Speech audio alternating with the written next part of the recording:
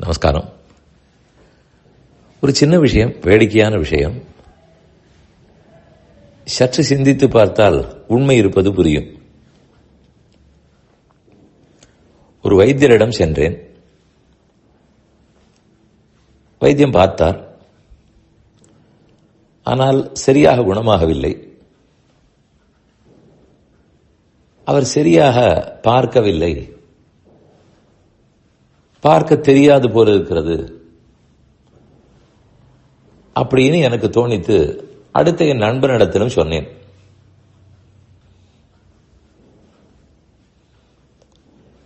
இப்போதெல்லாம் தான் எல்லா இடத்திலுமே கமெண்ட் செக்ஷனில் போடலாம், ரிவ்யூ செக்ஷனில் எழுதலாம். அதுக்கெல்லாம் சுதந்திரம் உள்ளது. இதில் ஆச்சரியம், ரிவ்யூவை பார்த்து ஒரு பொருளை வாங்குபவர்களும் நிறையவே அதை நம்புகிறார்கள். சரி, இது அவரவருடைய அனுபவம் அல்லவா, அதனால நம்பித்தானே ஆக வேண்டும் என்றுதான் எடுத்துக்கொள்ள வேண்டும். இந்த வைத்தியர் எனக்கு சரியாக வைத்தியம் பார்க்கவில்லை அப்படின்னு ரிவ்யூ செக்ஷனில் எழுதிவிட்டேன். நான் என்றால் நான் எதுவும் எழுதவில்லை, ஒருத்தர் எழுதினார். உடனே அடுத்த சிலர், உனக்கு வைத்தியம் பார்க்க தெரியுமா, அது தெரிந்தால் தானே அவரை பற்றி நீ கமெண்ட் பண்ண வேண்டும் என்று திருப்பி கேட்டனர். இதை அப்படியே சற்று இழுத்து பாருங்கள். ஒரு சங்கீத கச்சேரி கேட்க போனேன். சற்று சுமாராக இருக்கலாம், நன்றாகவும் இருந்திருக்கலாம். இன்று சுமாராகத்தான் இருந்தது என்று எழுதினேன். உனக்கு ஒரு பாட்டு அவரை போல பாட தெரியுமா, நீ எதற்காக கமெண்ட் பண்ணுகிறாய் என்று பலரும் கேட்டிருந்தார்கள். ஒரு வக்கீல் எனக்காக வாதாடினார். அன்னைக்கு என்னமோ சரியாக பாயிண்ட் கிடைக்கவில்லை போல இருக்கிறது, எடுபடவில்லை. நான் வெளியில் வந்தவுடன் அடுத்த முறையாவது சரியாக செய்யுங்கள், என்ன நீங்க சரியாகவே வாதாடவில்லை, இதை சொன்னேன், எழுதினேன். உடனே ஒருத்தர், நீ வக்கீலா, ஒரு கேஸ் எடுத்து உன்னால் வாதாட தெரியுமா, ஆனால் எதற்காக அவரை கமெண்ட் பண்ணுகிறாய்? இங்குதான் எனக்கு சந்தேகம். இந்தந்த தொழிலும் எனக்கு தெரிந்தால்தான் இது நன்றாக இருந்தது இல்லைன்னு நான் சொல்ல வேண்டுமா, அல்லது அது எனக்கு பயன் தருகிறதா தரவில்லையான்னு பார்த்து சொல்லலாமா? எத்தனையோ பொருள்கள் வாங்குறோம், பொருளை பற்றி கமெண்ட் கேட்பார்கள், ரிவ்யூ கேட்பார்கள்.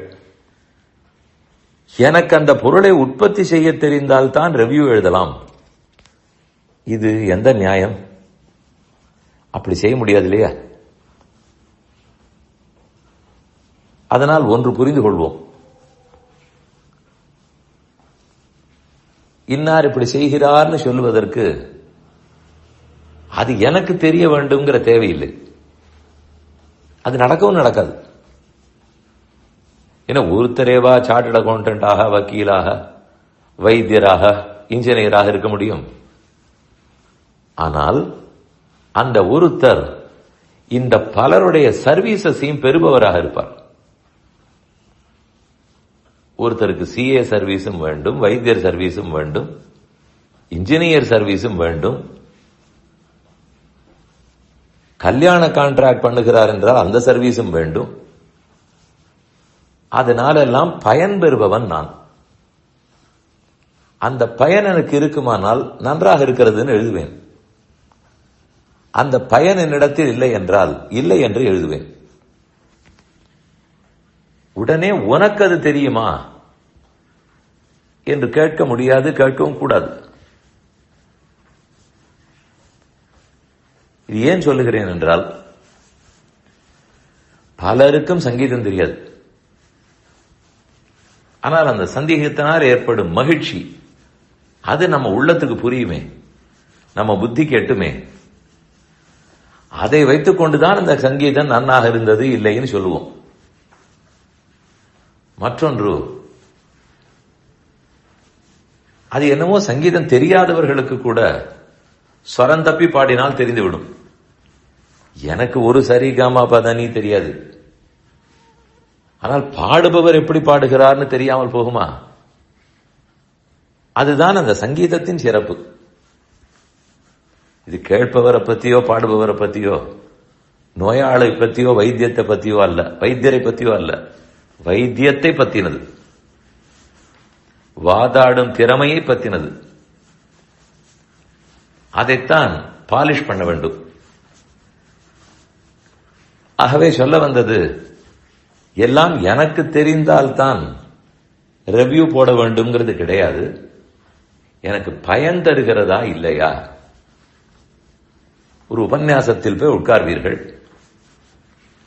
அது நம் உள்ளத்தில் படுகிறதா, நம்மை திருத்துகிறதா, பண்படுத்துகிறதா, நம்ம இன்னும் உயர்த்துகிறதா, அல்லது ஏதேதோ காதில் விழுந்து தேடி பிடித்து நல்லதை எடுத்துக்கொள்ள வேண்டும்? அப்படி இருக்கக்கூடாது. ஏற்கனவே எத்தனையோ இன்னல்களுக்கு நடுவில் தான் போய் உட்கார்கிறோம். அதில் கொஞ்சம் சுத்தமாக தூய்மையாக இருக்குமானால் என் உள்ளத்துக்கும் அது படும். அப்படி இல்லாமல் எந்த இடத்திலும் நல்லதும் இருக்கும் தீயதும் இருக்கும், நாம் தீயதை கழித்து நல்லதை எடுத்துக்கொள்ளும் சொல்லிவிடலாம், உண்மைதான். ஆனால் அந்த சாமர்த்தியம் எத்தனை பேரிடத்தில் இருக்க முடியும்? நாம் எல்லாரும் என்ன அன்னப்பறவைகளா? அந்த சக்தி என்னிடத்தில் இல்லையே.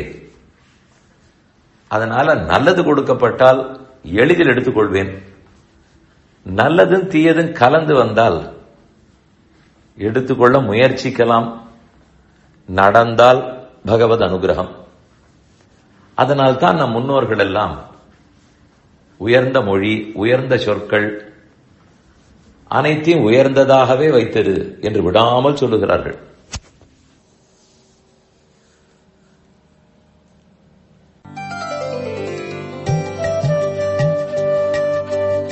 இந்த என் பணி ஆடியோவை உங்களுக்காக வழங்கியவர் வேலுக்குடி ஸ்ரீ கிருஷ்ணன் சுவாமி. இந்த ஆடியோவை தினமும் உங்கள் மொபைலில் பெற கிஞ்சித் என் பணி KINCHITENPANI என்ற ஆப்பை கூகுள் பிளே ஸ்டோரிலோ அல்லது ஆப்பிள் ஐ ஸ்டோரிலோ டவுன்லோட் செய்து கொள்ளவும். தினம்தோறும் இது போன்ற உபன்யாசங்களை கேட்டு மகிழவும்.